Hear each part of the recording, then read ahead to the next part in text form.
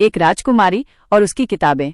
एक बार की बात है, एक राजकुमारी थी जो किताबें पढ़ने के शौकीन थी। उसके महल में एक विशाल पुस्तकालय था जिसमें हर तरह की किताबें थीं। वो दिन रात किताबें पढ़ती रहती थीं। राजकुमारी को दुनिया के बारे में जानने में बहुत मजा आता था। एक दिन राजकुमारी ने एक किताब पढ़ी जिसमें एक जादुई जंगल के बारे में लिखा था। उस जंगल में जादुई जानवर रहते थे और पेड़ों से सोना निकलता था। राजकुमारी उस जंगल में जाना चाहती थी।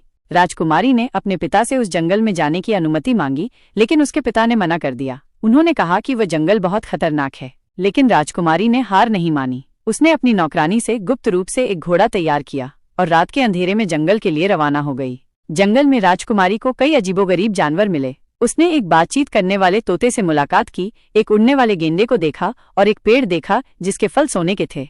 रात को राजकुमारी एक गुफा में सो गई। रात के बीच में उसे एक शोर सुनाई दिया। उसने अपनी आंखें खोली और देखा कि एक ड्रैगन गुफा में घुस रहा है। राजकुमारी बहुत डर गई, लेकिन उसने हिम्मत नहीं हारी। उसने अपनी किताबों में पढ़े हुए जादुई मंत्र याद किए और ड्रैगन पर जादू किया। ड्रैगन पत्थर बन गया।